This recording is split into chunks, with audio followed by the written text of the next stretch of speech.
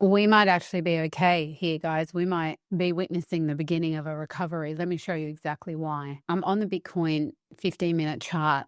And lately, we've been trading a Friday strategy inside the Discord that has been working extremely well, where I noticed that the peak formation of the week is happening on Friday recently, which is beginning the level count. And so I pivoted my trading strategy to start taking hedge positions on Fridays, either in the UK or the US session, wherever it presents. And it's actually been helping me a lot because it means that I don't have to look for the false move to start the week and try to figure out if it's a false move or a real move, because as long as I'm hedged, I'm already in the right position. So I have shared this on this channel as well. So I have looked after you guys as well as the private Discord. But on Friday, I spent about 4 hours in the Discord with the community getting this entry and building positions throughout the range. So let me just quickly explain how that works. I have been looking after you guys on the channel as well. If you are not subscribed, consider doing that because this strategy has been working. And look, we have a strategy here that usually involves closing trades on Fridays. Sometimes the market behavior changes and you have to adapt as a trader. And that's why trading education is forever ongoing. But in this case, I have been noticing that the pivots are happening on Fridays. And if you catch them and you're willing to hold through the weekend, you don't have to guess the trade to take when the week opens on Monday. You're already on the right side of it. So I'm trying to see if that's what we're witnessing right now. My short position was taken up here from the M formation. And this was well and truly before the big liquidation event that we had. So we're on the right side of the trade back then. Not to say that wasn't absolutely scary. We did have long positions as well that got wiped out. So yes, we did get hurt by the market, but at least we had the short position that was on the right side of it that kind of reduced those losses. So ever since then, we spent this week waiting to see if there were going to be further drops or not. And this whole thing here to me, I don't know why it's not showing on my chart. Maybe it's on the 1 hour. Yeah, it's over here. So this whole thing that happened throughout last week's price action to me was an H pattern, which is a trend ending pattern. Oh, it can also be continuation. So there wasn't really much for me to trade last week as I was waiting for this H pattern to play out. So it's when you have a very big spike into a high level of liquidity, which is, what happened on that liquidation event. And then you had like this rounded pattern that tends to return to the wick. And depending on how this candle forms, it will either return to the body, which in this case, the body was all the way up here. So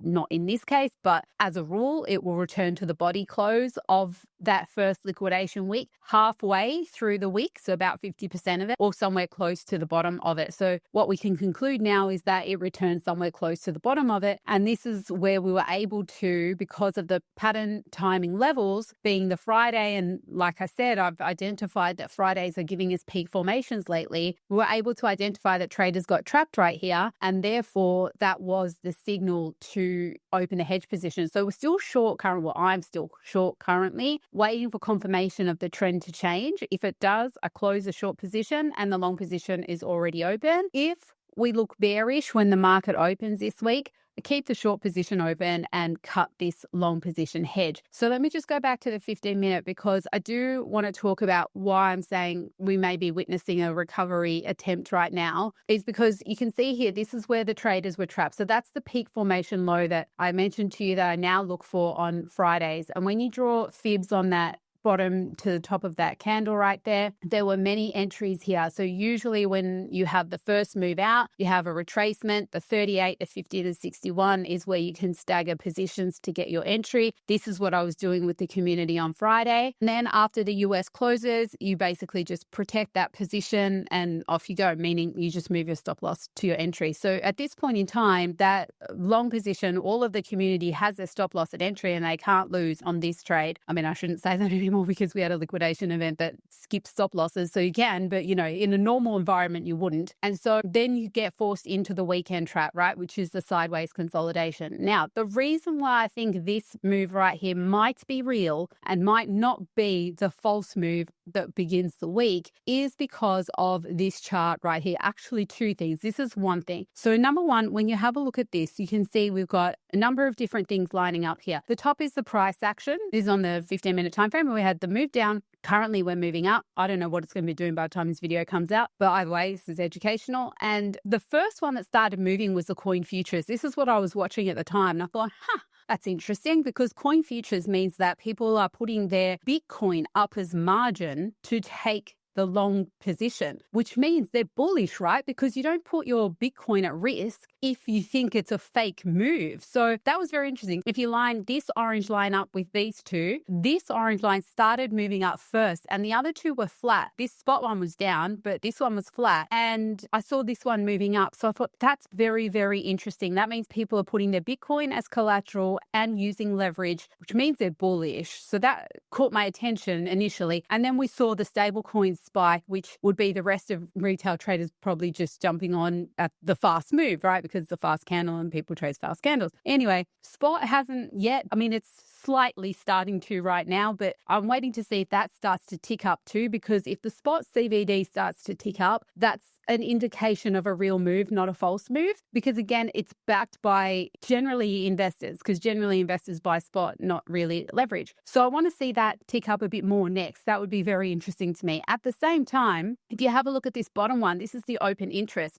So you can see how flat it was basically most of the weekend. And then we had this sharp drop down as the price moved up. So that signifies liquidations. And so if the price is moving up and you have the sharp drop in open interest, that means that it's liquidating shorts. So people who were very bearish in this range right here, well, you can see it now because the price has moved above where they would have had their stop loss or their liquidation level. And that's why we saw the sharp move down in the open interest. So the other thing too was, if you have a look at the heat map orders, so this is where high level shorts and longs were waiting. And you can see prior to the current candle, there was a high level of shorts sitting at 108K. That got spiked into and basically, I don't know, pulled or wiped. I'm not 100% sure, but they're not there anymore, right? So those shorts basically either got picked up and not enough to change the direction back to down, or they're about to get liquidated if the price continues to move up. The other high levels that we had over the weekend is still at 100K. So this is why I think we have to be cautious, but optimistic. And let me go back to a chart to show you. So right now, this here is the candle of interest on the 15-minute time frame. It's sitting at around 108.5, let's say 109-ish region. That's where we had this initial drop, some consolidation, tempted recovery, big battle zone. Then the volume came in and we dropped through to the Friday low. So therefore, when we return there may still be sellers there. So what I would like to see for best case scenario, if we're going to have a continued recovery this week, is I would like to see next that the price makes its attempt up into this area of interest and then either consolidates or gives us a higher low, right? So that's one option there. The other option is it just chops, right? And if it chops, then what will happen is the 200 EMA will sort of do this and the 50 EMA will sort of do this, and then they will act as support and that will create a new consolidation. Excuse all the messiness. It's building up the momentum to push through next. And so why would I be bullish when, basically everyone on X is selling their portfolios, which by the way, don't judge people if they're selling their portfolios. Like if they've had a good cycle and they've made profit and they want to realize some profit, like good, man, let them. So they should. I've taken some profit. Like that's why we're in the game, right? Like we're in crypto to make money and we don't make the money unless we sell. So good on everyone taking some profit, in my opinion. You've locked in those gains and the cycle, whether it continues or not, you can still continue to make future money. So let's not be so judgmental. It's very annoying. Anyway, so the reason why I'm looking at a very ugly scenario like this is because of the peak formation low following into the levels that I personally trade. I would consider this to be a head and shoulder. Let me show you why. So this is the left, this is the head, this is the right shoulder right here. We didn't have the volume that went through the 50 EMA, which is usually the indicator of a rise level. So do I have these marked out? I don't. I have them on the 1 hour. So on the 1 hour, you can see here that we drop in levels of 3 and we rise in levels of 3. So back to the 15-minute, and that happens on every time frame. So right now we're seeing the levels on the 15-minute time frame. So after this head and shoulders, you see the rise through the 50 EMA, which is the blue one on my chart. And usually you see that with high volume. So we didn't get it with high volume, but it was a Friday. Sometimes it's not perfect. At the end of the day, the shape was there, the peak formation was there, the timing was there, everything else lined up. We just were missing that volume break through the 50 EMA. And that took us into what we call the weekend trap, which is the consolidation. And so therefore, if you're just counting the levels as they are, and this is your rise level 1, then we go into the weekend consolidation. Kind of makes sense that we went down before up, because in the consolidation, there would be traders that open shorts and there would be traders that open long, depending on their bias, right? Whether they felt like, oh, price is struggling at resistance, that's bearish, I'm going short. And others would have gone, oh, price is holding support, that's bullish, I'm going long. So what happens typically when we're looking for that false move week beginning is we're looking to see one side of these trap traders get done. And because, as you can see here, the price moved down before it moved up, combine that with the liquidations that we identified, we can see that what they did was liquidate first to the downside, and now they're moving up to the upside to liquidate to the upside. So once liquidated, the market maker has built his positions, right? So then he's free to move in whatever direction he wants. And if we follow the market maker method, then this is consolidation that happens between levels. And this, what we're witnessing right now, is 2. So if it's going to be a real move, there will be another level to come. And so it's possible that it only goes to my current area of interest. Maybe we retrace and then we smash through my current area of interest, in which case we'd be looking at this red vector here next, up to about 110 kind of region. The problem is that would mean that all the 3 levels have played out on the 15-minute time frame. And if they work out that way, then that will lead us in towards the Asia opening. And unfortunately, Asia recently has been quite bearish. Look here, we had an Asia sell-off here.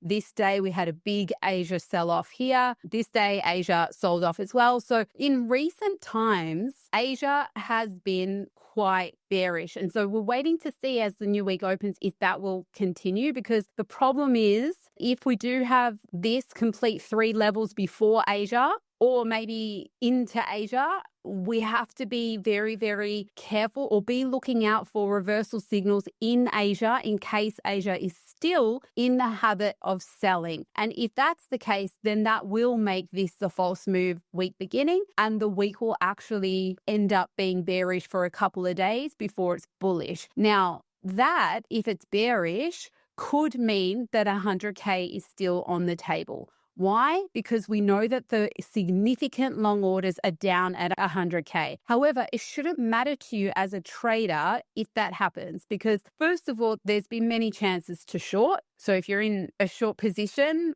you're fine if it goes down to 100K. Second of all, this long position that was taken as a hedge, let's just draw it up as an example. If you got in off, say, this candle and your stop loss was under there, and now you're just riding that out through the weekend, well, that's okay, because the strategy is that once US closes, you put your stop loss at entry. So your stop loss would be here somewhere. And that means that in the event that, say, you don't close the trade and take profits when you see it looking weak, if Asia turns around before you have a chance to manage the trade, you get stopped out at break even anyway. Your short position is still open. Your next target for that short position becomes, first of all, this bottom, and then second of all, somewhere around the 100K region. But that, I don't think we really need to worry too much about until potentially closer to Asia, maybe even in the dead gap zone. Let's see for now, as a very, very small time frame, short-term trade, if this is definitely rise 2, it's done. Let's see if we get another level, which would equal the rise 3. If we do get it,